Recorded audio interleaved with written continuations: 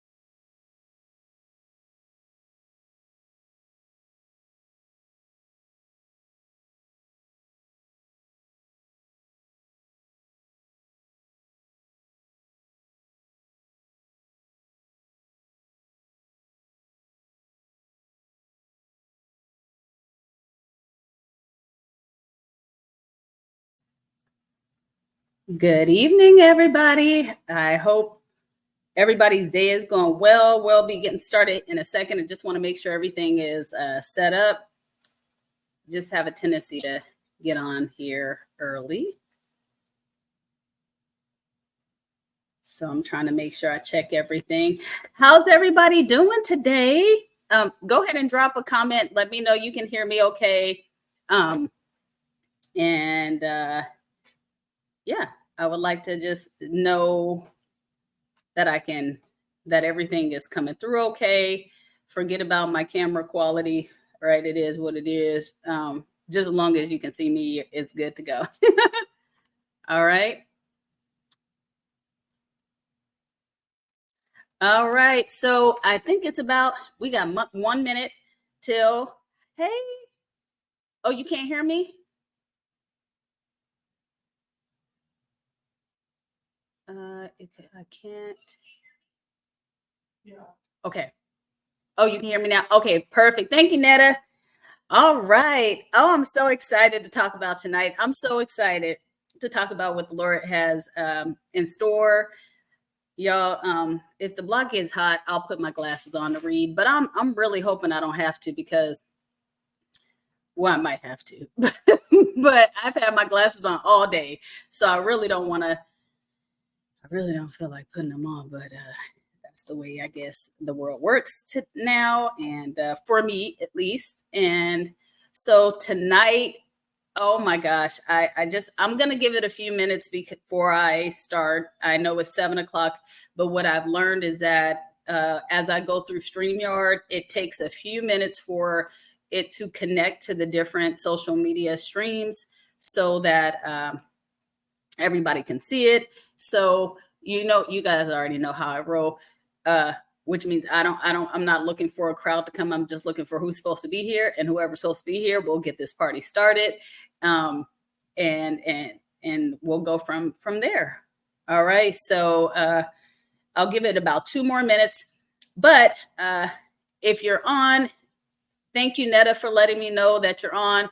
Are you joining through Facebook? Anybody hit me up if you're joining through YouTube and let me know, because I want to make sure that's working okay as well. So I'm so excited to get started tonight. I've even asked my friend, my sister friend Toya, to make sure she okay. Thank you. Okay, Toya was checking YouTube for us. I've asked her to keep me on track with the time. She's right over there. She'll keep me accountable. because when it comes to this topic, I could probably talk to somebody all night about this because I just get so excited about just knowing more about who we are as individuals. I'll be sharing some of my testimony tonight, just talking about God as a father from a father figure perspective, and some other things. I believe that what is going to be shared tonight is not only for women, although I'll be covering the daddy daughter lessons. They're not only for us women to take in, but they're also for men to listen to, especially if you have daughters or if you're dealing with a woman altogether is going to help because we are all daughters, right? So understanding how we move, how we operate, things that matter to our heart, or if we're going through something and we're trying to elevate, expand, evolve, understanding how we move and what will help us in that process will definitely help you in the long run because we can also reciprocate. So, all right, it's 2 minutes after. We're going to get this party started. All right, so tonight I'm also going to go ahead. I'll be leveraging my book sometimes, but I'm going to share the screen with you guys so that you don't feel like you have to write a whole lot of things down. I'll share with you the page number things are on because the 5 daddy daughter lessons I'm going to hone in on are already in the book, and there's no need for me to not just verbalize them while I can share them. Most of us are visual learners, so I'll make sure I do that. All right, so so I'm excited. All right, so tonight we are going to be talking about, of course, my Heavenly Father, your Heavenly Father, and how He is intentional in our life. And I'm going to do that by way of sharing some of my testimony with you all. And again, hopefully some of you can relate. If not, it's all good. You could probably take some lessons learned from that. The other thing I'm going to share with you will be some key resources, and I call them ID, encouragement resources. Let me just be transparent. I got the ID because it's from Intentional Dads. But while God was helping me with what He wanted me to do with the Intentional Dads book, you will notice, I hope this comes out the right way. Can y'all see that? Hopefully y'all can. Anyway, ID is called out in blue, or it's in blue text, and the rest is in black. And that was intentional as well, because even though He had me focus in on Intentional Dads, His core message when He gave it to me was about us understanding our identification, our ID, right? Who are we? What value do we have? What purpose do we have? And that His heart was burdened because some of us are losing sight of who we are. Fathers, mothers, children, leaders. So what I'm going to share tonight, I believe, even though it may be in a specific form of the parental relationship, this is all about, this could apply to any relationship, right? You just have to figure out what's in it for you as I share the information. And I believe, again, you guys will be blessed by it. The other thing I would encourage you to do as I'm sharing this information and insight, if you have thoughts, your own experiences, your own story, if I say something that resonates, if you have questions and you're like, Shay, that's not clear to me, share it. And I will make sure if I don't comment on it or respond and converse while we're having this conversation during the live, I will make sure I come back and do it. Again, I've told Toya to keep me accountable. So periodically I said, hey, move me along. And so when I get a cue, I'm not going to just cut it. I'll make sure I finish out what the Lord told me to share with you, because that's why I'm here. All right.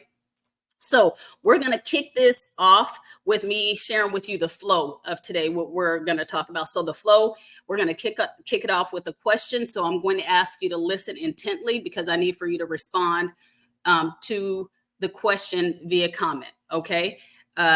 So we're going to comment section. We'll start there. Then we're going to level set on definitions, because I call this the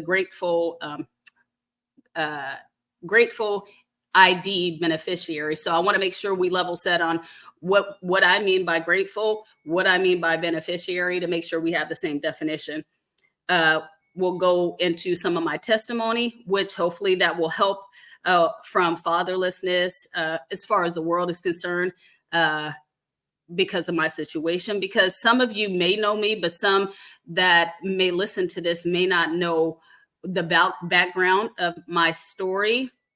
So, and I believe I'm supposed to share some of that, so that when I start sharing some of the lessons learned and the different things that I'm going to share after, it'll make sense. All right. We'll do a growth challenge. We're going to conclude with a growth challenge, meaning I'm going to ask you something. I'm going to ask for those who can and have enough courage.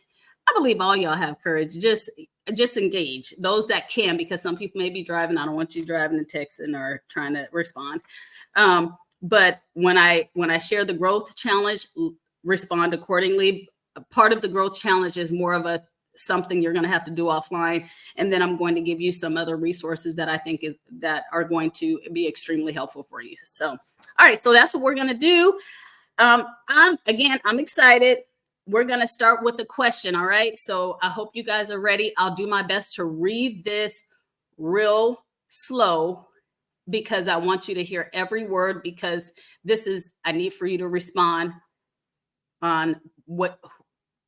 respond to the question. Let me just say that. So this question is, who am I? I'm going to read the description, and you're going to respond with who I'm describing, what I'm describing. All right. Because this conversation is all about our identity and understanding who we are. All right, here I go. Y'all ready? Okay. I am your constant companion. I am your greatest helper or your heaviest burden. I will push you onward or drag you down to failure. I am at your command. Half of the tasks that you do, you might just as well turn over to me, and I will do them quickly and correctly. I am easily managed. You must merely be firm with me. Show me exactly how you want something done. After a few lessons, I will do it automatically. I am the servant of all great people, and I am the ally of all failures as well. Those who are great, I have made great. Those who are failures, I have made failures. I am not a machine, but I work with all the precision of a machine, plus the intelligence of a person. Now, you may run me for profit. You may run me for ruin. It makes no difference to me. Take me, train me, be firm with me, and I will lay the world at your feet. Be easy with me, and I will destroy you. Who am I? Put your comments in.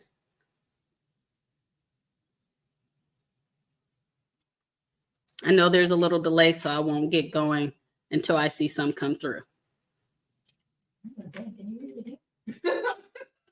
Okay, Toya said, I can read it again. I'm going to read it again. I mean, I have an idea. All right. I'll read it again. I am your constant companion. I am your greatest helper or your heaviest burden. I will push you onward or drag you down to failure. I am at your command. Half of the tasks that you do, you might just as well turn over to me, and I will do them quickly and correctly. I am easily managed. You must merely be firm with me. Show me exactly how you want something done. After a few lessons, I will do it automatically. I am the servant of all great people and the ally of all failures as well. Those who are great, I have made great. Those who are failures, I have made failures. I am not a machine, but I work with all the precision of a machine, plus the intelligence of a person. Now, you may run me for profit, or you may run me for ruin. It makes no difference to me. Take me, train me, be firm with me, and I will lay the world at your feet. Be easy with me, and I will destroy you. So what I'm describing, everyone here, everyone has this as part of their life. So this is something that we need to know what this is, because it can either help us thrive and be who we were purposed to be, or it can actually divert us and really sabotage our life and what we're supposed to have and what we're supposed to be doing as individuals. So, okay, so Crystal said that people pleaser. Okay. So that could be a personality trait. This is if you are a people pleaser, these things can happen. All right. Perfectionist is another one. What else? And this is a part of all of us, once again. And hit me up if you want me to read it one more time, and then I'll go ahead and give it to you after the third time.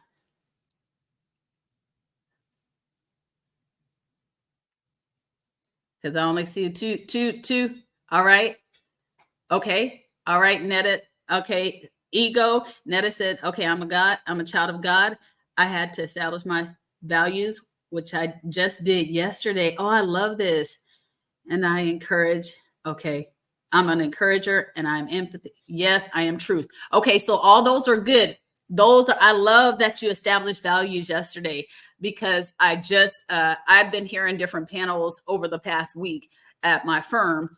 And I'll tell you guys what one young lady said when she came up to the mic. She talked about someone asked her executive asked her, what is her value and what is her worth? And she was stumped. She didn't know how to answer. So she started crying. She even cried when she shared it. She said, because she said, I don't have any value or worth. That was her response, because she didn't know. She said, and to be honest, she really felt like she didn't have anything. She didn't have anything to offer. And so going back to what you said, Netta, I think it's important that we are intentional about establishing values and your own worth regularly, so you can remind yourself of who you are. So thank you so much for putting that, because that aligns with what we'll be talking about today even more. So, okay, Toya, you said that this is an example of ego, narcissist. All right. Okay, so I'm gonna read it one more time, and then I'm gonna give you guys the answer. Okay, this is it. This is important, you guys, because again, this is telling you, this is a part of each of us, and it's telling you either I'm going to benefit you or I'm going to take you straight out the game. And I'm a part of you. And if you don't know who I am, then we got a problem, or you got a problem. All right. So one more time. I am your constant companion. That means I'm with you all the time. Everywhere you go, I'm right there. I am your greatest helper or your heaviest burden. I will push you onward or I will drag you to failure. I am at your command. So you have the capacity to tell this what to do. Half of the tasks that you do, you might just as well turn over to me, and I will do it quickly and correctly. I am easily managed. You must merely be firm with me. Show me exactly how you want something done. After a few lessons, I will do it automatically. I am the servant of all great people, and I'm the ally of all failures as well. Those who are great, I have made great. Those who are failures, I have made failures. I am not a machine. So this is not AI. Okay, don't be this is not AI. So anyway, I am not a machine, but I work with all the precision of a machine, plus the intelligence of a person. Now you may run me for profit, or you may run me for ruin. So it's saying you have control to run whatever this is. It makes no difference to me. Take me, train me, be firm with me, and I will lay the world at your feet. But be easy with me and I will destroy you. All right. Okay. So mindset, choices. Okay. Now we're getting close. All right. So I'm going to give it to you guys. And it says, who am I? I am your habits. I am your habits. I am your mindset. I am your personality. I'm how you move. Because if you guys notice, we move oftentimes on autopilot, especially in our comfort zone. And so understanding who we are as individuals are key. So that the reason why that I wanted to start there and I was led to start there was because, okay, thank you. Was because we have to spend more time understanding who we are, and some of who we are uh, have been shaped by what people have told us, right? And some of the things that people have told us are true, and some things are not. Some things are counterproductive. Some things cause us doubt. Some things plant seeds of insecurity, and a lot of different things. But we have to be more intentional about understanding who we are and why that's important for probably everybody that's going to listen to this. We're all adults, so we're all leading in some capacity, and someone's watching and following us in some capacities. And this is why I'm saying this is not only for parents. This is for everyone, because understanding who you are gives other people permission to know, to walk in who they are, especially when you do it with confidence. All right. So let me just level set on definitions. And so I'm going to bring up my book virtually because we'll be talking about that. Let me see here. This is the first time I'm doing this, guys, so I'm excited. Okay, let's see here.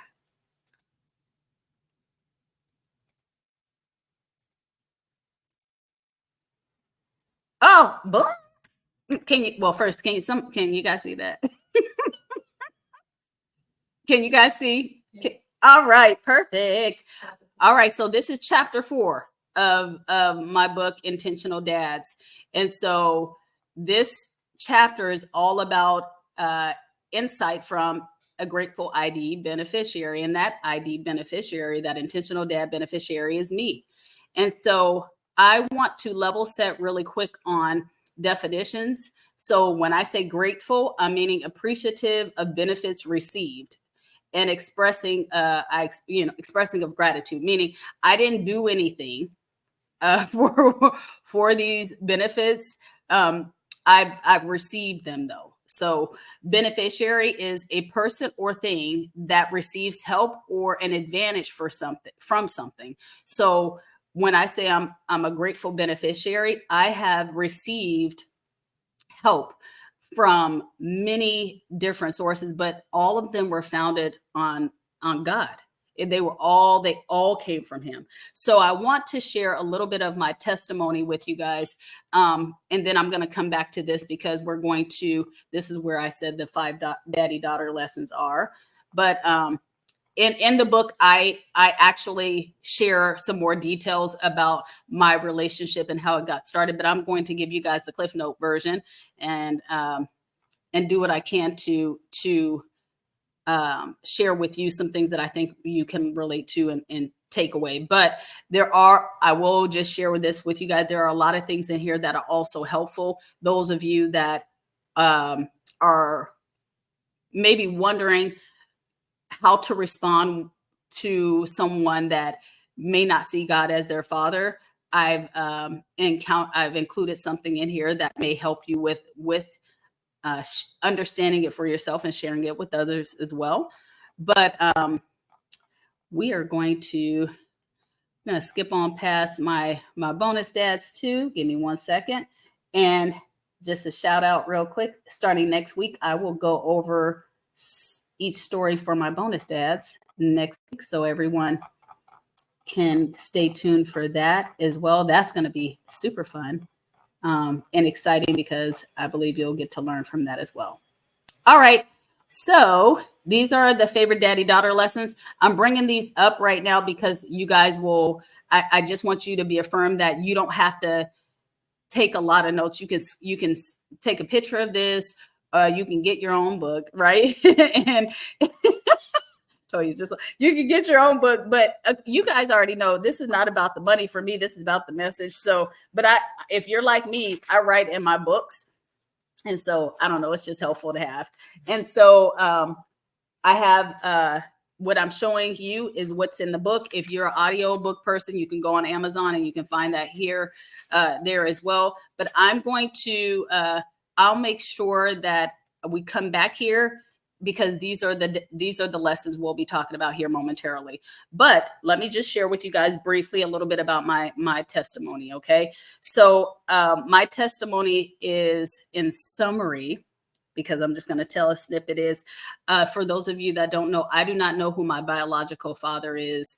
My mother had no clue. We tried to find out based on her knowledge, but we just never learned who he was. So I don't know who that is. However, I do have things in the works where I'm doing some of the testing. And so how about I just bring you guys on that journey with me once I get that information back. I'll share with you what I learned through this whole 23andMe and whatever the ancestry. I done ordered all kind of things. We should stream So, that so yeah, okay. So Toya had an idea. Maybe we'll stream it live once I get the results back, because let me just tell you one thing. If you order those things, I ordered them based on some of the health situations I was going through here, and I just wanted to know a little bit more about my history, especially if it could connect me with some family members that are in Seattle that I never knew about. But that was one thing. But the biggest reason why I did it was because when I was going through some of the health challenges I had here recently, with all these MRIs and CT scans, things that they thought were going on with my brain and my arteries and my head and my neck, they asked me a lot of stuff about my father and my mother. I had responses about my mother's health history, but I had no idea what to share about my father. And because of that, I had challenges with getting some things approved through the insurance company, because I looked healthy, but there were some things going on. So they didn't know if I was prone to some artery disease, which could trigger plaque to go into my head and have me give me an aneurysm. They had a lot of different things. And so they had stress tests they wanted to run to see if I was prone to heart disease, but it would have had to be proven through me sharing what my father's history was. But I'm a beast when it comes to being an advocate for myself. So I told them to build a bridge and get over it. He could have it. That was my response. He could have everything that would make me predisposed. So go ahead and put a yes. Because what you won't do is decline after all of my good money comes out of my paycheck for insurance, and something's actually wrong with me, but you're saying, oh, well, let's take these other tests first before we take the test we really need. So anyhow, I ordered it. I don't want my kids to be in a situation like that if I could help it. So I ordered the test. But I do want to share with you guys, for those of you that don't know me, I don't know who my biological father is. And so, hey, we'll take you on a journey with me as I explore that. But I did have bonus dads, which is what inspired this book, that stepped into my life. Some that were romantically involved with my mom, some that were not romantically involved with my mom at all. They actually provided a parental kind of love to her as well, especially the pastors of one pastor of our church that we went to together, and then her brother. But I'll share. I won't go into that too much, but I was blessed with them. And then the other experience as it relates to fathers, my mom was with a man for years who wanted to be respected as a father. But he was physically, verbally, mentally abusive to my mom. And when I say physically, I'm talking about like that was 90% of the time. And that was years, from pushing her out the windows, from hitting her and all kinds of stuff. We'll get into that another time, because I just want you to understand that I've had the variations of father experiences, and based on the world, I probably am like an example of a good statistic out there of what people say fatherless children should be like, a fatherless girl should be. But I've again had men step up and fill the void that already had their own family. And some of these men definitely weren't perfect. Well, nobody's perfect, but some were extremely flawed and had their own things, but they made time to invest in me, and God used them to do that. And then even the man that was horrible. And I will do my best all the time I have these lives, especially when I talk about the details around him. I'll try my best not to say his name, because he still has family, and I love his family, but I do not like him. Well, he's passed away, so we'll just keep it moving. But he imprinted my life as well, and so that's a part of my testimony because it helped shape who I was, because I was very much insecure about fathers, like them being fathers and men in general. We weren't at the place of fatherhood. I side-eyed men because of this man. And that was all men. But I was blessed to have again, bonus dads that kind of stepped in to help me get another view of what men were supposed to be like, and fathers. Now, I will share the next piece is really about my salvation story. So I didn't grow up in church. Let me just share that. I didn't grow up in church. I was not a part of the church crew. I did go to church periodically, but let me be clear, it was only because people offered food at the end. So or if they had cute guys. If they had cute guys at the church, I definitely showed up because that was important in my life. At the time. And so but in food and eye candy at a young age was really important. So I did actually go to church for that reason. I didn't hear anything in church. I don't recall any Bible studies. And I specifically, for some of y'all that don't know me, I specifically would avoid Sunday school, because I didn't know how to read. And so I did not learn how to read until I was in 4th grade. And so it put me back a lot. And that was because of my childhood and how we had to move around, homelessness and different places. We didn't have zip codes. And so it was hard for me to stay in school. So when people would offer to take us to church, they had the kids in Sunday school. And so that was my had to verify, are we doing Sunday school? If we're doing Sunday school, I'm gonna have to skip out, even though I know you may be going to Sizzlers or the Keg. I'm gonna have to, because I can't be in these classes because they always make people read, and I don't have time for this, right? So, so I avoided that. But in 1997, my senior year in high school, 1996, 97, I went to church with my mom. It was New Year's Eve. My mom was invited to church 1996. And she was invited to church, and my mom wasn't trying to fill church, but she just told me I was her Uber driver before Uber, because really she was reckless on these roads. So we went to church. And my cousin invited us, and this sounds bad, but I'm just being transparent. And she promised us cookies if we came to church. So that's what we did. We went to church to get the cookies. And my mom ended up getting saved, and I walked down. And the reason why I'm sharing this with you guys is because the relationship that I have with God right now is so tight in so many different ways.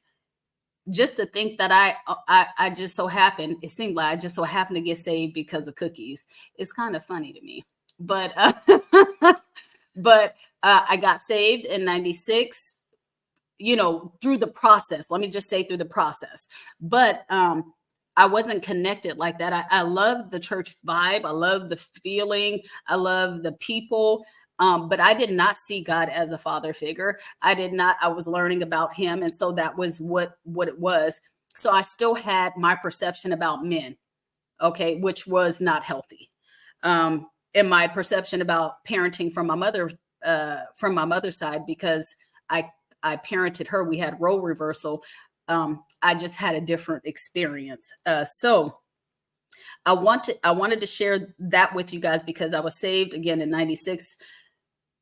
I did not actually learn about God offering to be a father to the fatherless until maybe 15 years later. So understand, I had a good relationship, experienced God in different ways, but I never had experienced him as a father. And because of that, I can tell you now, because I did accept his offer just to see what it was going to be like. There was definitely a difference in my life between just going to church, having a relationship with him. I wouldn't say it was surface. I thought it was good as well. I thought he was my savior. I thought he was a provider. I saw him do some good work in people, and as well as myself, in forgiveness, but I didn't have an intimate relationship as my father. And that was different. I don't know how else to explain it. I don't know if any of you guys feel him in that way, but I will say the key was, perhaps somebody had preached it, I don't know.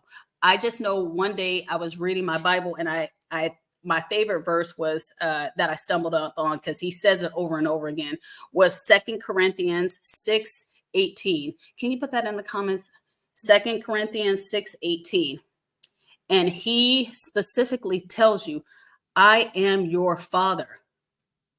I am your father. And he says it again in Psalm 68:5. And he says it over and over again. I'm going to do this for you. I'm going to do that. The Bible in itself, if I could just summarize it, is a relationship resource where he's actually sharing insight about what I will do for you. So what I said was, wait a minute.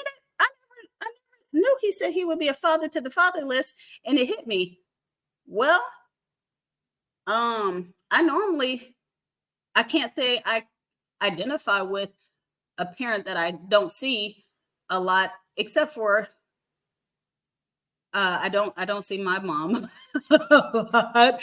And so I had to like go through the idea in my head, and I came up with this. I said, what can I gain if I go ahead and just consider and explore? If God said he will be a father to the fatherless, I'm fatherless. But then he also said, I'm the father to everyone. So you don't have to be fatherless.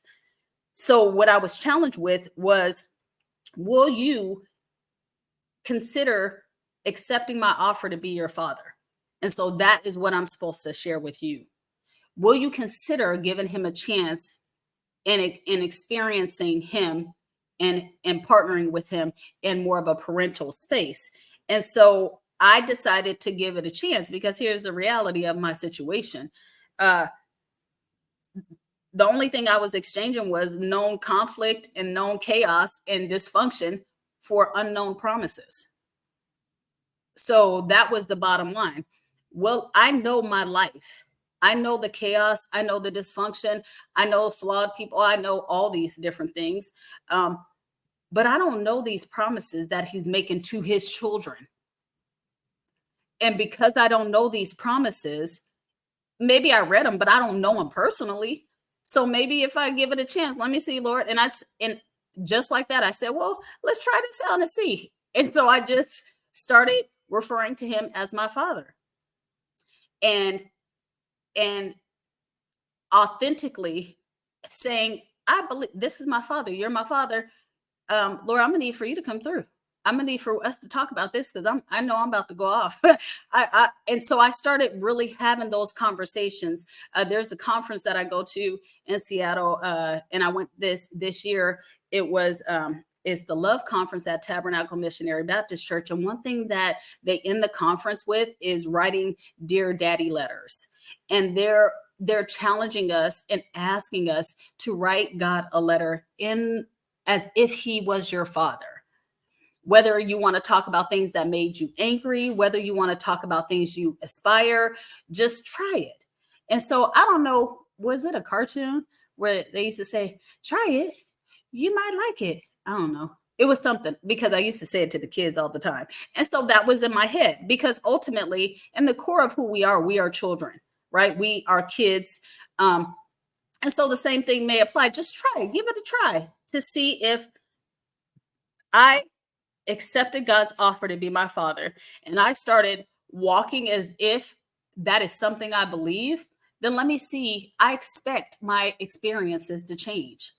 And so that is what that's what I learned. So I exchanged the known chaos for unknown promises. I thought that was a good transaction right there, and personally. And then I started to explore So that was my part. So God already shared the promises, right? And so I started exploring, because here's the thing: how can I take advantage of promises if I don't even know what they are? So I started to explore his word from a relational perspective, not just studying the Bible, not just hearing what the pastor said. I actually studied and flipped to the back, and then on Google, what does the Bible say about God being Father? What is the promises he make to his children? Because those are the ones I'm going to claim, right? And God tells you over and over again to make a petition, right? To tell him. So I don't know how many of you here have kids, right? I'll tell you one thing: when we promise our kids something, who don't roll up on us right when we promise it? It don't matter if they were supposed to clean up their room, if they were supposed to get A's and B's, if they were supposed to do this or that. They don't remember their part. Okay, they just say, well, didn't you say that you would do this for me? Didn't you say that? But they take note of what the promises are. As I believe that God's challenging us to do the same thing, because I can tell you one thing: uh when Asia used to be in school, and she was in these little dance troops and stuff like that, she would tell these kids that I would do stuff that I didn't even know how to do. But she was really confident. And so she was like, "Oh, bring your shirts over. My mom will cut a design in the back of them for us so we can be different." What in the world? I'm not cut no design. So when she would get home with all these different things, I would say, "Asia, I don't know how to do this." And she would say, "Oh, mommy, whatever you put is good with me. I know I'm gonna put it right here." And she would go to sleep peacefully while I'm up, like, what in the world? But you know what? Because she trusted, it was her confidence that I would come through. I stayed up all night and I figured out those designs. They were something. I don't know if they looked like what they wanted, but they were they were an attempt at me actually coming through. And I share that to say that that is what God desires. If we just would understand, if we would just come to him, and we do, most of us, even the people that don't believe in God, so do talk to him a little more when the block gets hot, right? So if he will answer us on things that that we are asking him for, how much more will he answer on the promises he already gave? So that's the petition part. So I just started practicing that. I just started saying, "Hey, Lord, you said you would fight this battle. I'm feeling like I'm struggling right now. I'm struggling trying to hold this this thing up." And some of the times with that, I would say, "I need for you to help me." And so bring the people, bring the message for me to get it. And sometimes the message was, "You're the problem, Fashay." You're the problem. So why don't you take a seat? And sometimes it's, "Fashay, you're the problem. You need to stand up because you're sitting down here and I told you to execute something." And so that's the problem. Some of it was, "Hey, Shay, don't worry about it. I'm coming through." And so those are the things that I had to explore. And that's what I would encourage you to explore. I don't believe God had me get on live yesterday just to tell you to join for no reason. I believe he wants you to hear this and apply it, because he's ready to be closer to each of us. And so that is what your task is. So the exchange is, he's going to take your chaos, take what you know, and exchange it for something that you don't know, but they're promises, and then then expect God to come through. Explore your word, explore more about him. I'm going to give you resources, also share more resources about what you can use, and then expect to experience it. Just look for it. Say, "Where are you at?" Because I know you coming through. And and that's exactly what he does. It's shifting your perspective that is going to help you shift your world. I know there are a lot of different ways to say that, but it really does. You look at things differently when you know something's gonna happen. I know that there were times when I would feel a certain kind of way uh, in environments, and let's just say I was at the park playing or something, and I was by myself, and some kids were rolling up on me. I was a tomboy. They were rolling up on me. I was like, oh, wait until my cousins get here. Wait, because I expected that, oh, this atmosphere is gonna shift once my peeps come, because I just knew it would. That's how I feel about the Lord. I'm like, oh, I'm feeling this way. Wait until, Lord, I know you coming through. And when you do, I feel different. I operate with the different comfort and confidence. So I am encouraging you all to do the same, because if it works for me, I don't feel that God is a respecter of person. I feel like he'll do it for any of us. The other thing that I gained in my testimony of fatherlessness, and I'll share in a second with the daddy daughter lessons. I don't want to get too deep, but I gained clarity, compassion, and course correction. And I share that because he helped me start understanding, Shay, what I understand about you, and I can empathize with you, and I can offer you compassion because I know you had a struggle, right? I see that and I hear you. And I want to give you clarity about what happened to the best of the ability that you have to process, right? So some of the times we're asking God, what's happening? Why won't you do this? Why won't you do that? But the piece that we're forgetting is that we only have the capacity to understand what we've either experienced or we have observed. If God were to tell us something that we have no idea about, it will be hard for us to even process it. So he typically tries to operate within our capacity to understand. And then he offers to partner with us to expand our understanding. And so once he did that in every area of my life. Me as a daughter, me as a leader, me as a mother, me as a wife, me as just a woman.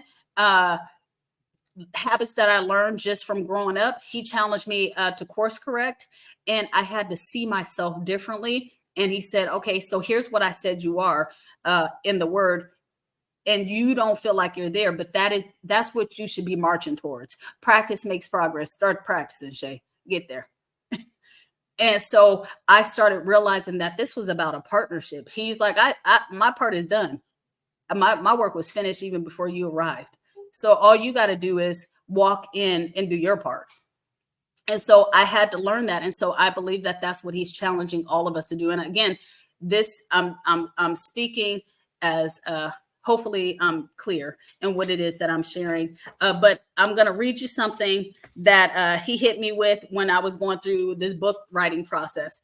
And I started writing back in 2017. Anyway, I interviewed a father of two. He was, I think, Uncle Gerald. I call him Uncle Gerald. He's in his late 60s, 70s, maybe. Anyway, he spent time and he shared a story. I shared with some of you, but I may not have shared it with the people that are listening.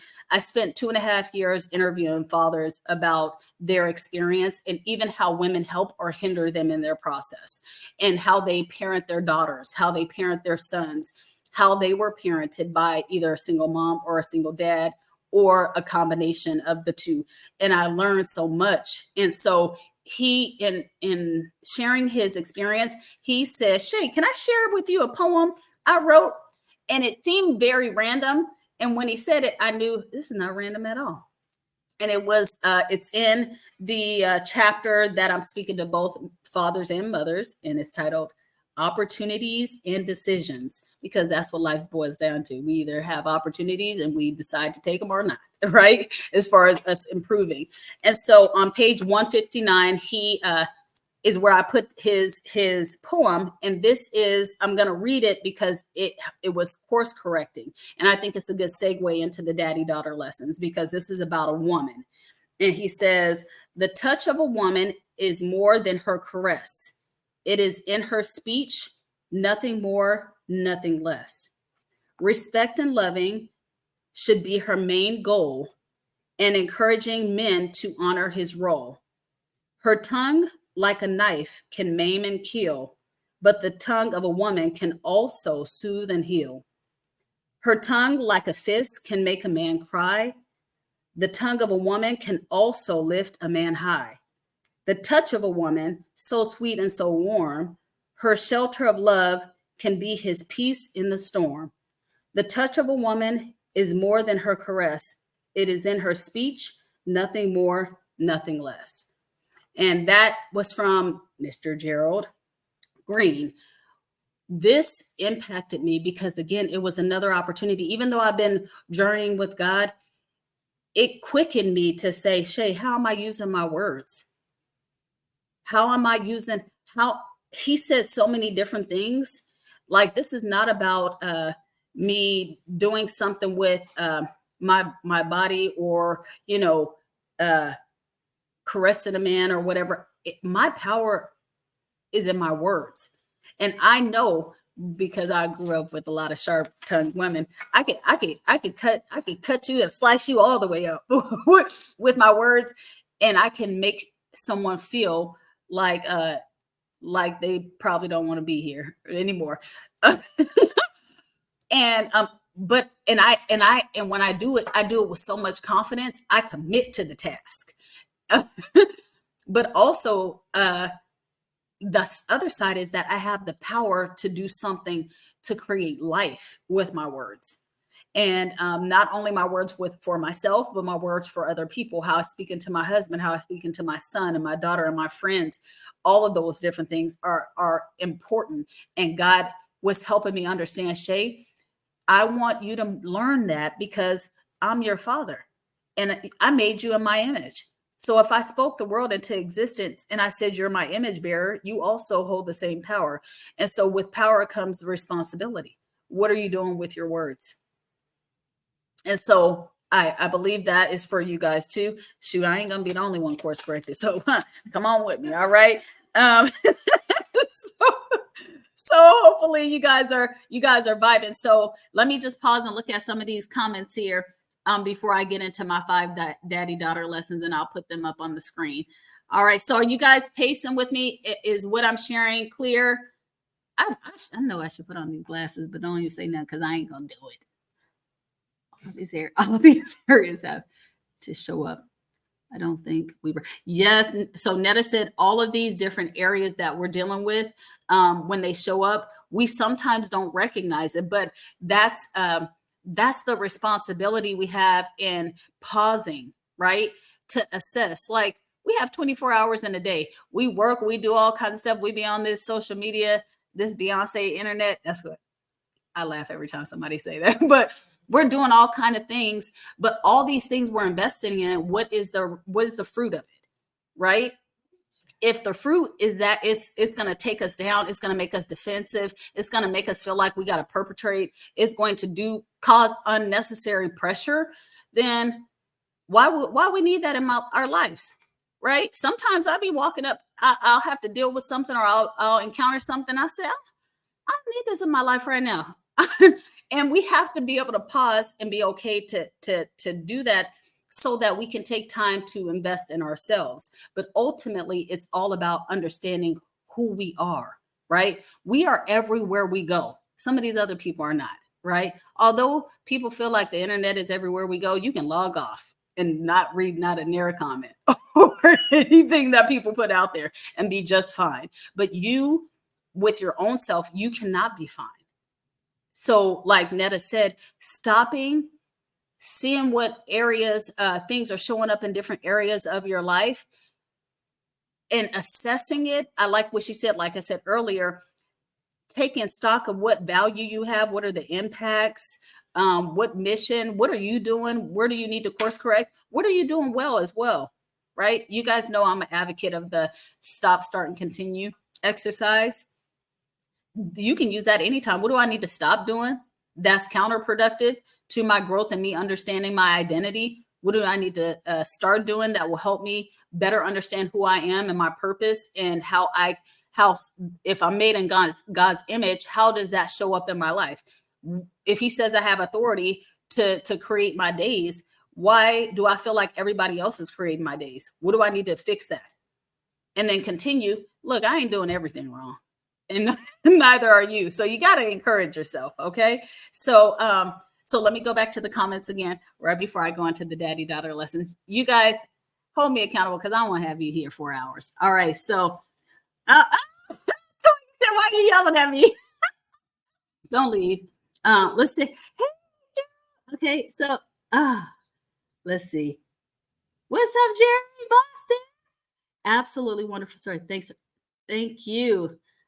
I appreciate you, Jerry. I know that was my homie from Seattle. We went to Garfield together. Thank you so much. And thank you for always being encouraging and inspiring as well. I think you and your beautiful wife and your children, you guys have been a really good example of just sharing your organic love and growth as a family. And I think those are the things that people need. And we need to see variations of that, different ages, stages. And so thank you for sharing that with us as well. So, okay, let me hit these daddy-daughter lessons up and see if you guys, can you guys see that okay? Ooh, hold on. Is that better? All right, so what I'm going to do is I'm going to read these and I'm going to share with you guys very quickly the insight that God gave me around each of them, okay? And so if he gave me something specific to share with you as it relates to story or an example, I will share that. If you guys have an example, hit it up in the comments and I'll read it as I can.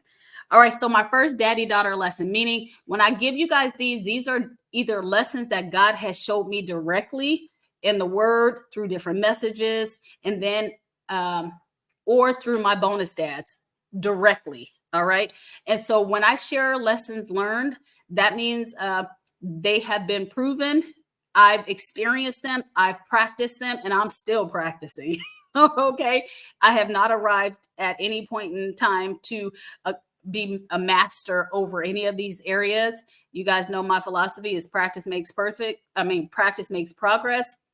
And perfection is elusive, so it's unattainable. So I can just do my best. So this first lesson is be intentional. And so the number one thing that God wants us to remember as his children, as the leaders that he has called us to be in whatever space we're in, is to be intentional about whatever that is. Be intentional, do it on purpose, be deliberate. And that goes back to assessing what it is that you're dealing with so you know how to be deliberate. So be intentional about experiencing, and evaluating. And so this was all about him saying, okay, take time. If you're interested in understanding who you are, go learn more about who created you. So most of us, when we get something, we have to read the instruction manual because the creator of it or the maker says this is how this operates. If we don't do that as people, and again, I'm speaking to those of you that believe that you were created, you believe in the Bible story, that type of thing, because that's the point of reference I'm coming from. And the awesome thing about life, I forgot to give my disclaimer. If this is not what you believe, it's all good. It's whatever floats your boat. I'm still going to share what I share. And then, and hopefully you can make some connections and it can broaden your perspective, and you can also share some insight with me as well. But I just want to make sure I share with you a point of reference. So my lesson was he challenged me to explore more of the Bible to gain an understanding about my identity. So he said, I made you, Fashe. I made you so for you to understand whose you are outside of your parents. If you understand whose you are, it will help you understand who you are. And if you can embrace who you are, then you won't just let people tell you what you are. We have a lot of people out here trying to say, here's what you are, here's what you're not, but they didn't make you. They didn't invest anything into your life. And we have the nerve sometimes to go back and ponder what they're saying as if they made some kind of contribution to us. And we really, again, I encourage people that tend to put too much thought into how other people think about them to pause and really consider that. It's good to explore how people experience us to make sure that we're not nonchalant and inconsiderate. But to be a people pleaser is not optional, because none of these people have made you, and none of them can actually well, they can improve your life. And if they're not doing that, then they should not even be considered, in my opinion. And so he just reminded me, once I understand who I belong to, once you understand who you belong to, then it will help us better embrace who we are. And so he gave me some little nuggets to remember. He said, Fache, and this is for all of us, so I'll say it in that way. We are image bearers, meaning we bear his image. We are divine, we are creative, and we are worthy of awesome things, no matter what our biological parents said or did. That is just what it is. So if we can own that and we can say, you know what, I'm gonna go ahead and try that out, instead of thinking the opposite, thinking my mom and dad, they weren't here, so I must be this, or I did this in the past, so I must be this. You are not what you've done. But again, like I read earlier, our habits, if you allow it to keep operating or being in the driver's seat, then you will become that. Just like what I read earlier, it said, "Take me, train me, and I'll lay the world at your feet. I'll do whatever you want me to." But if you let me, when I say me, my past, the chaos, some of my bad decisions, if I let that become my identity, then I don't need nobody to help take me down. Shoot, I don't even need to blame the enemy, because I'm doing my job on my own. So I encourage you to really take more notice about who you are, as far as you being, which is the second bullet, royalty. You are that. You are that. Now, we don't experience it because Netta said it earlier, we're not taking inventory of it, so we don't know. No one may have told us that we were daughters and sons of the King. And so there is one of my favorite books, and I'm gonna share some of these with you guys. I'm a book person, although isn't that something I didn't like to read, but anyway. So I went to a women's conference about 10 years ago. Beth Moore came and she read, whenever, I think it was about 10 years ago, whenever it was, she came and she read us the children's story. Now I'm gonna tell you guys, when she got up on stage, I thought, oh, I hadn't seen a lot of her before. I wasn't familiar, but she seemed like a really good speaker. And I was like, oh, she's good. And she said, well, I'm thinking she was about to preach or something. I got my notepad or my journal out, and I thought I was about to write. And she said, I'm gonna read you ladies a children's story. I said, what in the world? Well, she reading us a bedtime story. And so it's titled A Parable About the King. Now, I'm not going to read this to you guys, but I'm just going to say in summary, this is about a king who has a daughter who's tired of being seen as a princess. She wants to be like everybody else outside of the royal family. So she runs away. And when she runs away, she tries to fit in and she doesn't quite fit.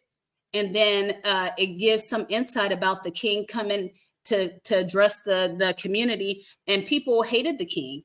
And so people started talking about her father, saying he's horrible, the king is this. And she started being defensive of her dad. And she was like, you guys don't know him. He works really hard. And they were like, why are you defending him? And she was like, because that's my dad. And so then she realized, I'm going back home because y'all are just too much to deal with. It doesn't say that directly, but in summary, that's what it says.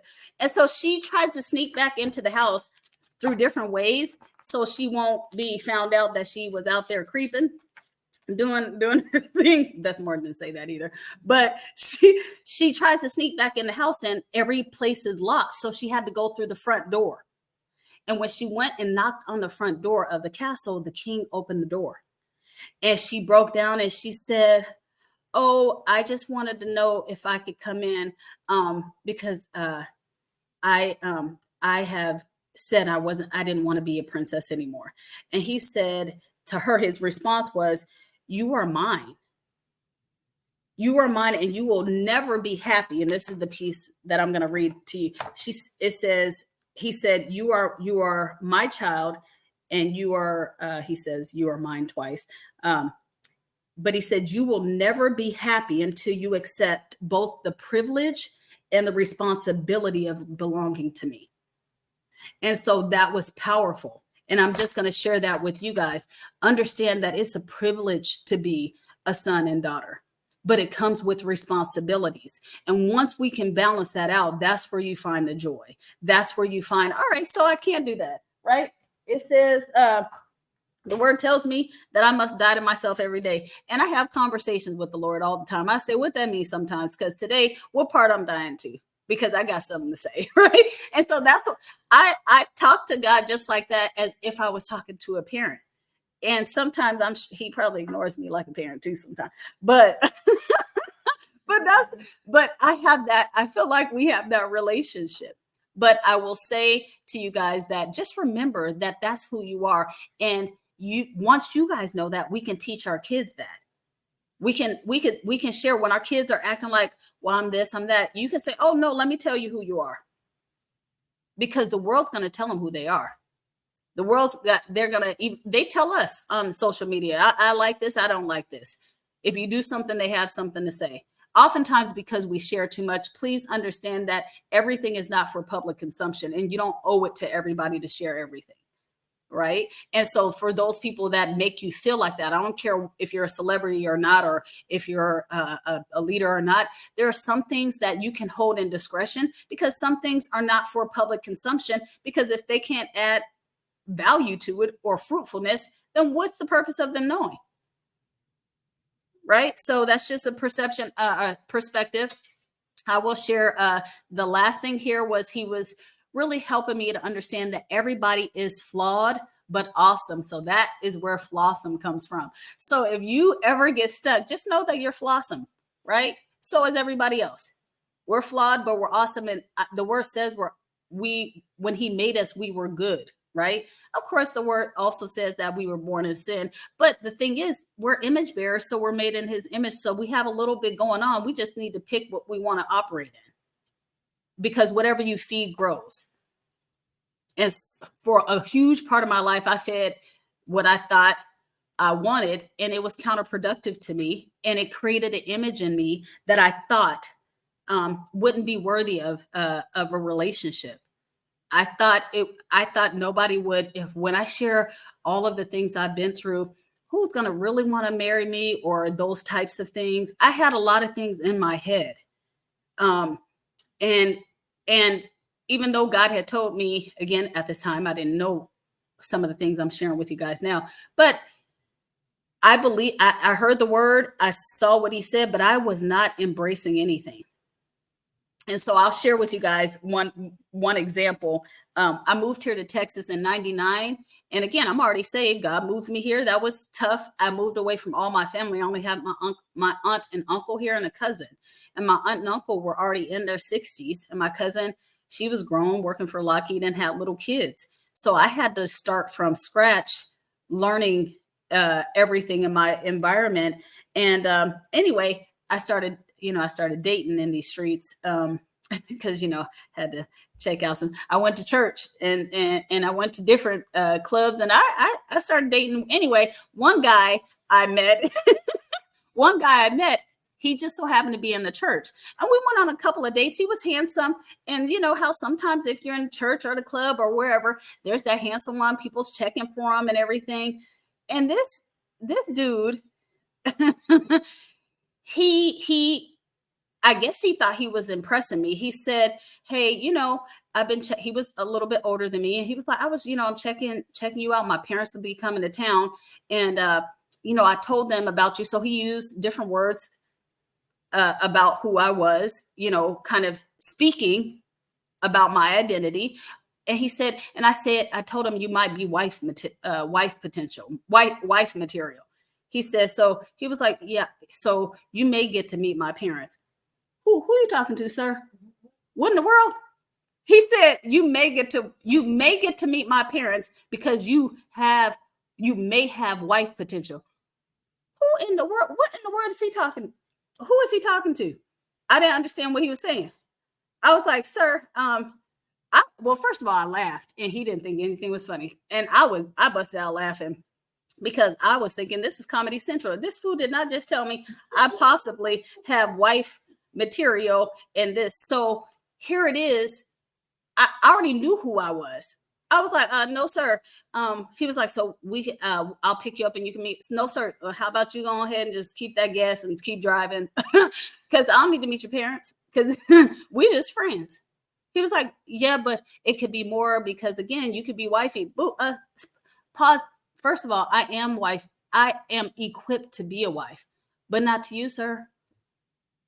That's just how this was. And it was not disrespectful, but it was understanding who I was. Now, let me be clear. If my Heavenly Father hadn't used some of my bonus dads and other men to help reaffirm me, I could have fallen into that space. I could have said, man, my mom wasn't married. My grandmother was never married. Oh man, he said I might have wife potential. What in the world? What if I would like Netta? You said that red flag. Then he would have sowed seeds of doubt in me. And I would wonder, am I a good wife now? Do I have potential now? Am I meeting your parents now? And that's not what God has planned for me. And I don't believe that's what God has planned for you women. But let me tell you the flip side, right? So that was the guy that sowed seeds of doubt. I already knew my husband and we were friends. And so I started telling him about my dates because again, we were friends and we would share those details. And then I should have known when my husband said, well, you need to really stop dating. You went there to go to school anyway. You don't need to be dating. And it was hilarious, but we laughed. But he was trying to put the moves on me. That's what that was about. But he later, my husband, and we'll share this more just early FYI. My husband and I will be doing a podcast and we'll be launching that. We'll give you more information and we'll share our story a little bit more. But my husband, in summary, I saw my husband 4 times in person. Never any kind of sexual experience with him. Now, we weren't virgins. Let's be clear. We had some things going on, but Lord, that's what it was. All right. But with each other, I went to visit him the 4th time seeing him. And before I left, he asked me to marry him. And he did not come from the church. He grew up Catholic school, but not in that space. But he asked me to marry him. And that, my response was, I don't know what a wife's supposed to be. And I was very transparent because I was hesitant because of everything about myself. And I said, if you don't mind, if we can take some time to look at what that looks like, a husband is supposed to be, so we can see if we really want that. Because he was looking real good. And I wanted to say yes, but I didn't want to overcommit and underdeliver. And I didn't know what that looked like. And so we did just that. And I also knew things about me that I felt like he should know. And when I shared these things with him, his response was, Vache, those things are what you did. That's not who you are. Here's who you are. And he started saying things. He started speaking life into me. You're this, you're that, you're this. And so here, I share that example with you guys because I had one experience where someone was sowing doubt into me for controlling and purposes. And then you had another person that sowed life and affirmation. And so those are the things you're looking for, not only in a spouse or you're looking for that in a friend. We're looking at that, and we're looking to do that for our children. So just make sure you understand that who you are is number one, but that is connected to who you belong to. If your biological parents, father and mother, did not do a good job and you felt like God wasn't there either, just give him another chance because he's giving you a lot. And figure out how to reconcile that, because again, it'd be better than just going along not knowing what kind of relationship you could have had. The next lesson is be intentional about releasing, rejecting, and renovating. And so this is just in summary. If things aren't serving you well, keep it real and be ready to release, reject, and renovate, which means that you may have some relationships that may fall by the wayside. You may have some grief associated with this phase in this lesson, because if you're in the middle of dysfunction and things that are not serving you well or your family well, and requires you to move or shift, yeah, you're gonna have to let some things go and learn some more things about yourself. So he told me specifically, release all pain and pleasure that clouds my perspective. And I said, pleasure, that was me. And then he said, yes, I said pleasure. And that is something we have to process. Reject all counterproductive thoughts, feelings, and emotions and actions. So if I'm in a situation and something is counterproductive that will not allow me to move forward, won't help me to move forward. So an example would be if we are parked in our pain, right? When we should be moving. Well, if we're parked in our pain, everything is like that. If we have children and we're parked in our pain, we're passing something along. I think there was a video I saw last week that said, whatever we don't transform, we transfer. So if you have pain that you don't transform into something that is more productive, you transfer it to those people around you. And so that's why we have to start releasing things. We have to start rejecting counterproductive thoughts, because if God told you you're this and you have another thought that says you're something else, sometimes it's your thought. Sometimes I normally say to myself, if it's something opposite of what the Lord said, it don't matter if it's my thought or the enemy's thought. It's just opposite and it's counterproductive. Renovate all areas, and I said spiritual, mental, emotional, and physical, that are needed to ensure that people, things, that people and things are in your environment are progressive. So what I was saying there is that you need to make sure that you renovate the areas to make sure that the people in your environment are full of vibes that are progressive and fruitful. If it is not, it needs to go. He also taught me that I needed to be intentional about adjusting thoughts, emotions, and actions. So here it was just, Shay, think about what you're thinking about. You have the power to choose your thoughts, actions, emotions every day. Be more deliberate. Stop saying that everything's happening to you, right? Stop being a victim of your own life when I told you you were a victor, and you're more than that. You're more than a conqueror. So how are you walking in that? Why don't you practice in that? And so that's something that I had to learn, and I'm sharing it with you because I believe that that's some things that we're facing that's stopping us from walking in our identity. So part of that is reflecting and assessing and adjusting our thoughts as we go along. Stop just like thinking like, oh, yeah, I'm just going to do this. But sometimes you got to pause and say, why am I thinking that? Why am I being so negative? Those people that are like, I'm innately a pessimistic person. Why? Why? And if you are innately, why do you think you were made to think in a negative, counterproductive way? It could have been experiences. I've had experiences like that. But why are you adopting and saying that's just who I am? Well, all right. You have the power to create another version of you. Liz, why don't you get started on that? And I'm sorry, guys. I'm being very direct. I'm trying to, I hope this is not too brash, but I'm doing what I can. Okay. You guys, we have to remember that our feelings should not be in the driver's seat, right? Our feelings do not have insight into every area to make accurate assessments. So I don't know how many of you guys have been in situations where you're like, well, I feel like she did this and she did that. And your feelings, really, you thought you had a clear discernment and things of that nature. And then somebody comes and says, oh, no, she really, or he really didn't feel like that. If you really are prideful, you're like, well, it's something. I don't know. I know what you're saying, but it's something. Other than that, some of us will say, oh, really? I wonder why I thought that about her, or why I felt that.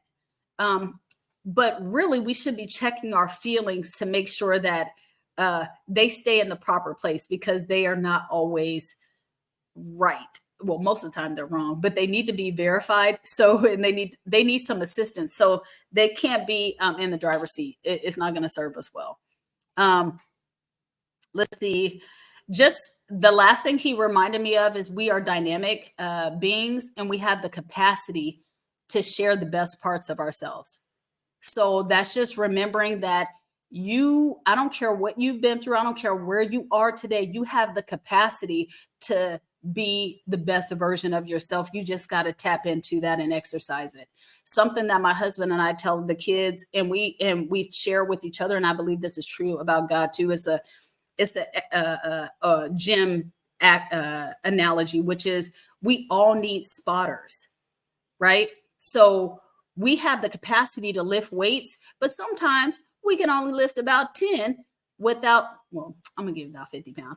We can lift 50 pounds without a spotter, but we have the capacity to lift more. We just need a little spotter. We need somebody to spot us until we get strong in that area. I believe that God is like, I'm your life spotter. And then we're supposed to leverage each other to help really bring out the muscle capacity that you have. It just needs to be stretched. What I learned through the competition I did a couple years ago was that my muscles came out when I was the most sore, but I was told, that's what the word on the streets was, that your muscles stretch and they tear in order to make room to get bigger. And the more they are exercised, the more they tear and they repair itself. Then you start seeing the cuts, you start seeing it on the outside. Well, I had to learn that. And I think that analogy applies to us as well. We have the capacity to be the best version of ourselves, but it starts from the inside out. So we have to start there and practice. And like I said, my favorite saying is practice makes progress, but also consistent progress creates permanence, meaning consistency will create something more permanent. So just show up for yourself and refuse the temptation of trying to be the perfect version and put that pressure on yourself, because it's not possible. And if your kids are watching, it's not healthy for them to think that either. They need to see us be who we are so that they can see us also in our efforts to really struggle and then overcome our struggle. They need that. And we need that too, because even though we've been a conqueror in this space, the next space we come to, we probably, well, let me say, I'm back at level 1 again. I'm like, Lord, help me. And he's like, well, didn't I help you in the other area? And sometimes I have to recall that. Lesson 4, be intentional about investing and restoring relationships. Bottom line, relationships matter. Today's world with social media and dating and at work, doing all these Zooms and sending instant messages, sometimes we don't know how to relate to for real people. And we don't know how to invest in real relationships. And so that's a problem because they don't grow. So if we don't nourish something and it doesn't grow and we don't get the fruit of it.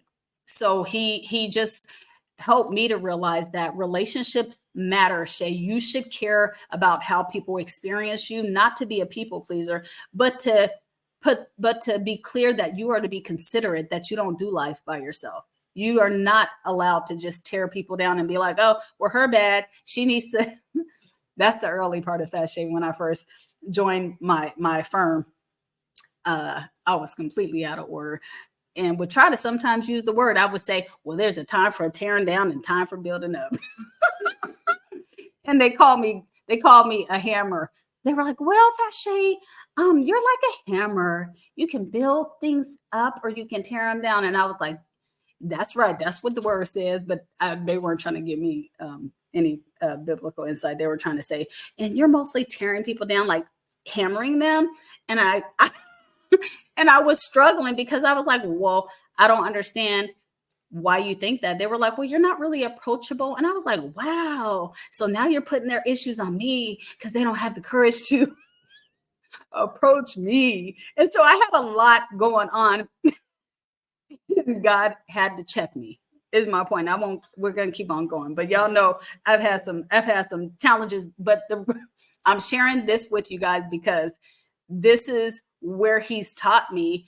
And one of my last bonus dad, again, I'll be going over each bonus dad, but he was 40 years in the corporate space I was in, and he was my mentor, and we created a mentor program, and then he became more of a father figure for me. And he used to check me all the time, Lord, today. And we just had lunch last week. He tried to do it. He tried it, but and he was successful, but I had some stuff to say too. But anyway, it's important to really evaluate, take inventory of your relationships, and really manage them accordingly. One thing I always share with people is do what you can to create a balance of compassion and correction.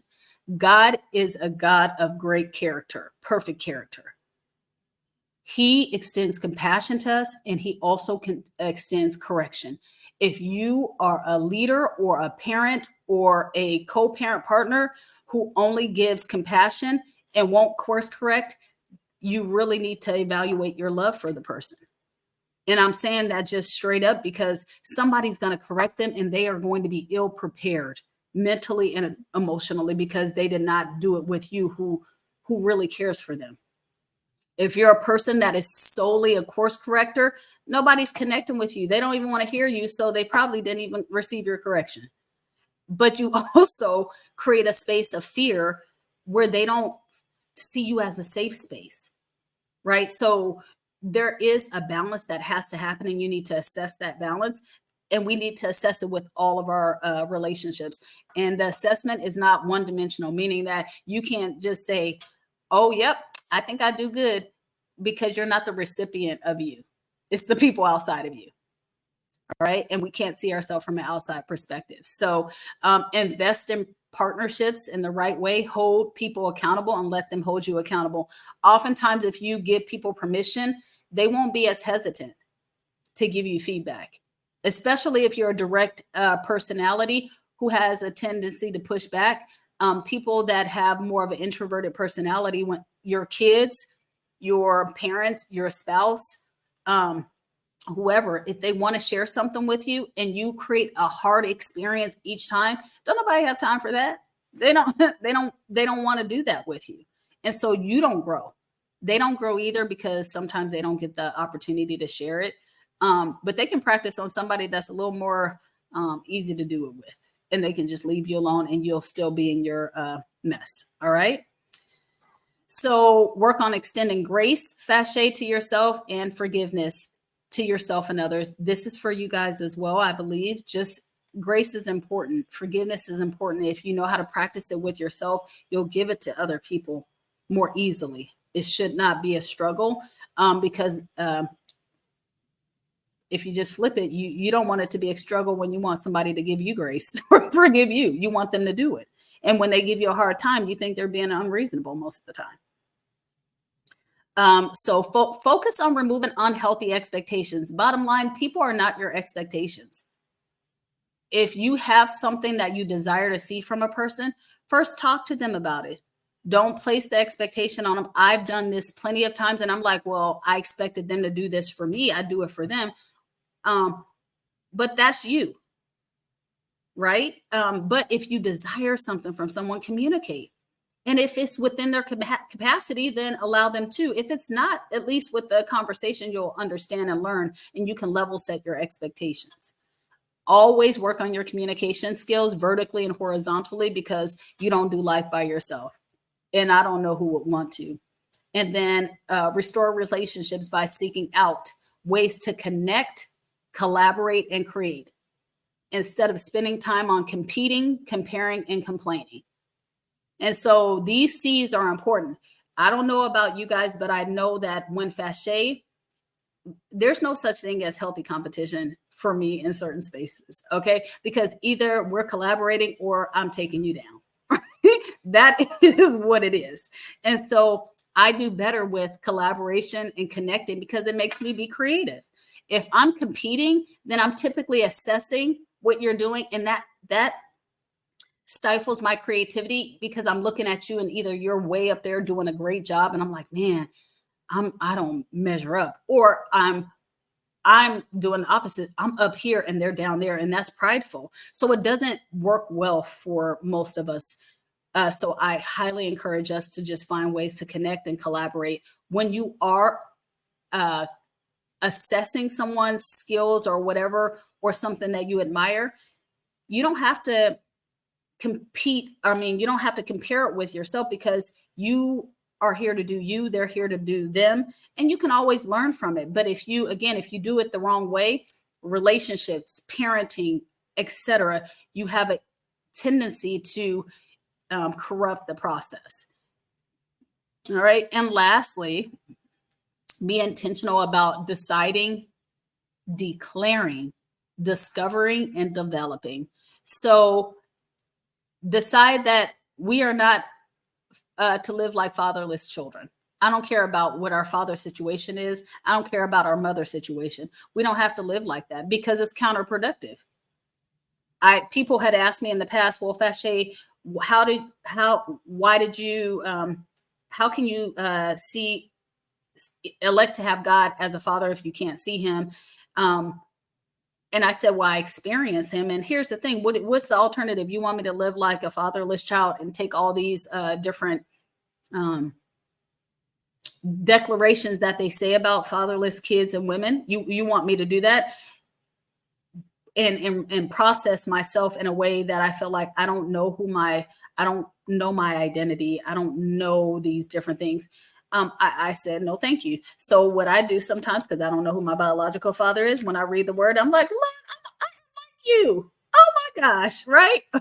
And that helps me with my own identity. And so declare the word of God over yourself and your children. And I put some different scriptures here for you. If you want me to send them to you and you don't have the book, let me know. But these are some of my affirmation scriptures, because then I speak them over myself and my kids and my husband and my friends. I'm able to say, oh, they're this, they're that. So I make the word relevant and alive for me by declaring them. And so the next one here, where it says, ask, I've already shared this, but ask the Lord to, most of us have, or some, let me just say, some may have asked the Lord to be their Savior, their Lord, but consider accepting his invitation to be your father and to be your life partner. He's interested in every part of your life. He says that over and over again. He's just waiting for an invite, because he's not going to just force himself on you. He's waiting to be chosen. Just like you like to be chosen for things, God does too. Again, we have similar personality, similar characteristics, because we're made in his image. And so let me see here. I already shared with you guys that we have a lot of good things inside of us, but just take that in again. And then know that God takes joy in helping you develop into who he created you to be. So that's something that if he's excited about it, get excited about it too. Say, I already know you want to help me out, because that's what you said. And so I'll stop there. Hold on, let me go here. These are my 5 top. Again, they're in the book. I will, if you don't have it, definitely it's out on Amazon, Target, Barnes and Noble, etc. But I can also share these with you guys if you email me at idmovement2020@gmail.com. I could just take a screenshot.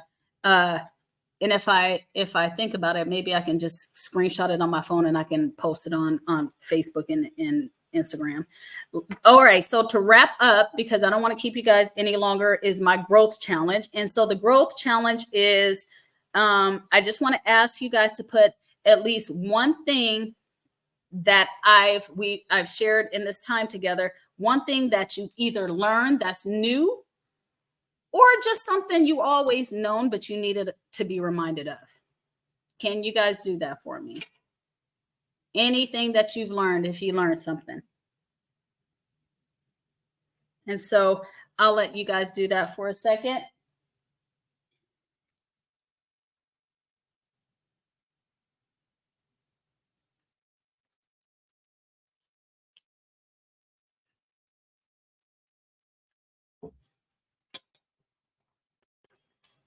I'm going to go to this next section here.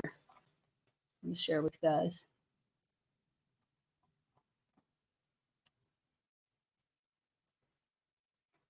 All right. Okay, so I told you guys I'm going to leave you guys with some keys, some ID keys, which are intentional dad encouragement keys, but that's what they're labeled as in the book. But they are also, you can just use ID as your ID, your identification, your identity. And these are encouragement keys as well for you as women. And again, and men, what I shared in the previous, my favorite daddy daughter lessons, again, those are for women, for you to take in for yourselves. Fathers, you can do it for each of you to pour into your children as well. I believe they're applicable to everyone. All right, so just a couple of things that I'm going to share with you guys. Positive affirmations.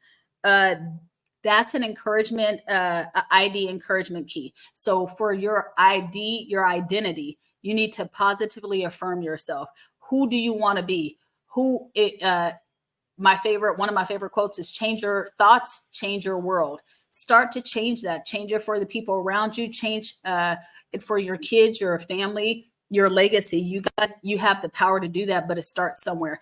And so in the book, I did give the fathers some ideas around how to start affirmation statements, but then I also gave a space for them to create their own.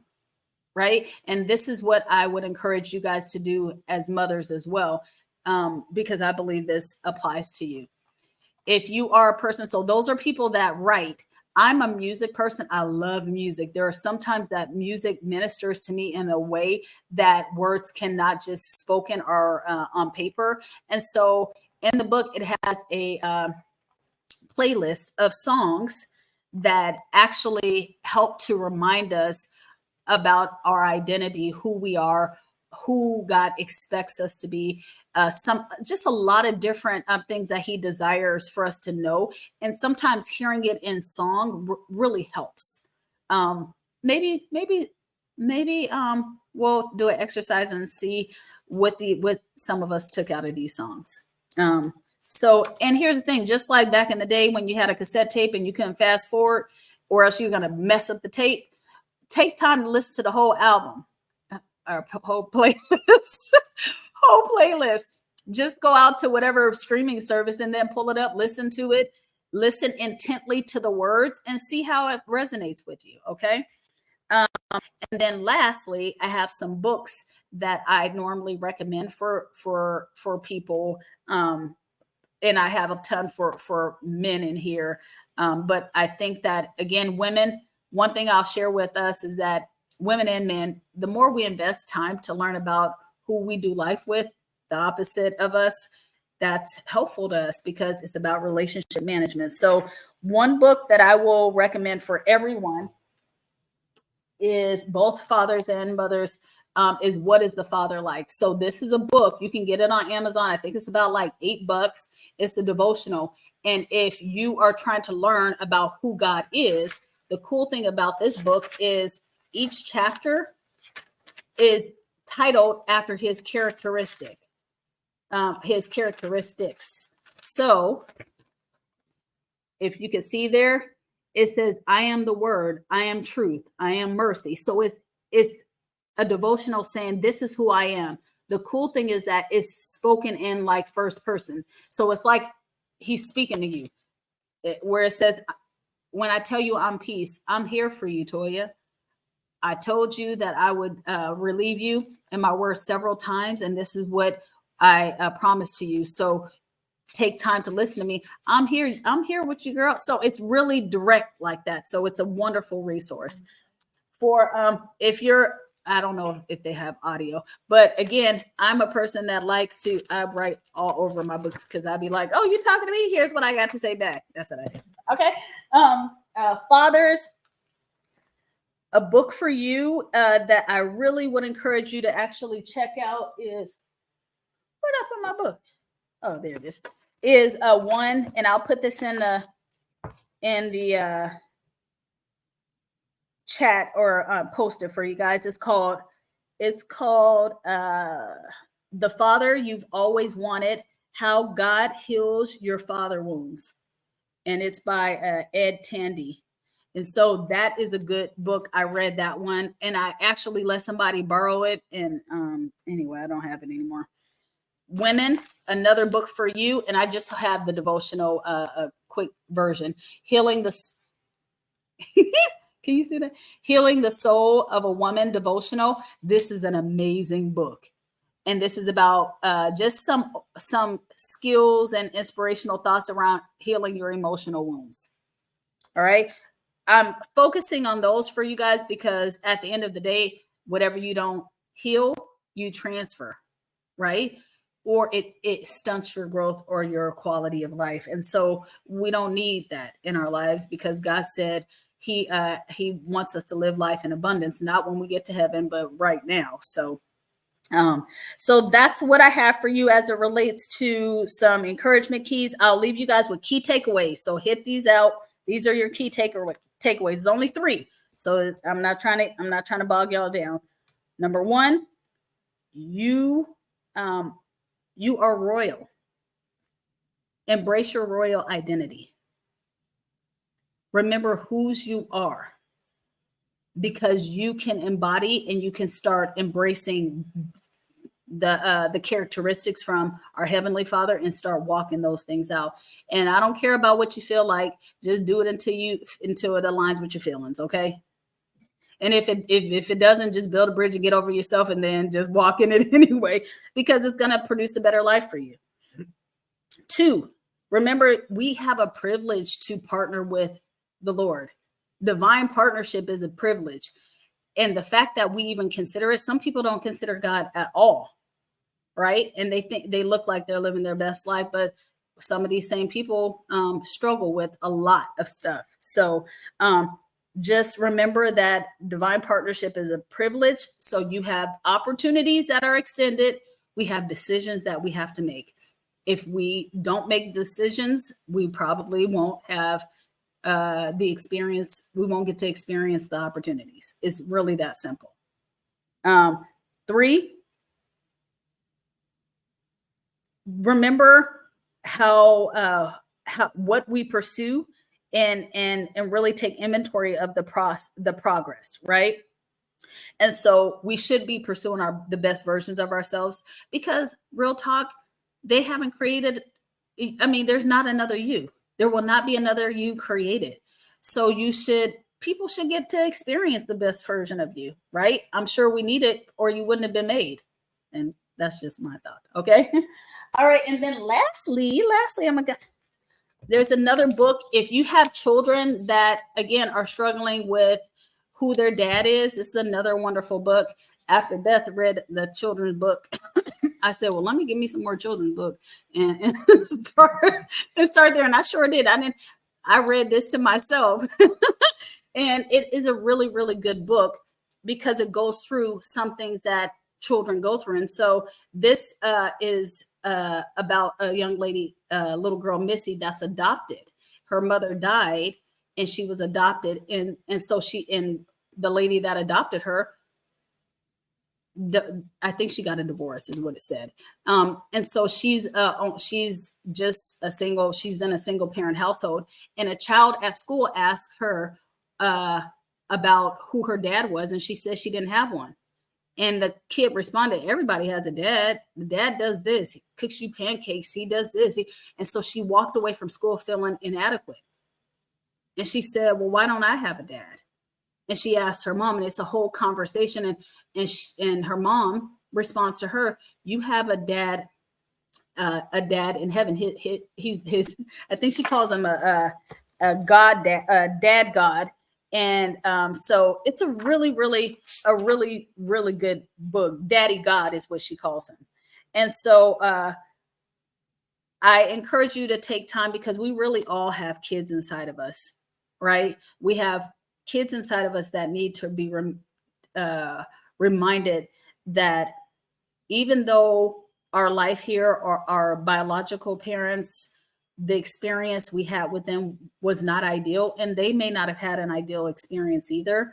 Um, we have an opportunity to embrace something new and then try it out and then create another experience. And so my job tonight was to share that with you guys. And so I'll leave this last, we'll conclude with this. Once her mom went through a whole bunch of stuff about explaining her daddy God, and how he's invisible, and how some people have skin god or skin daddies, which are humans, she started understanding that, okay, I don't have a skin daddy or a human daddy. I only have one daddy, because and that's okay, because he apparently made everything.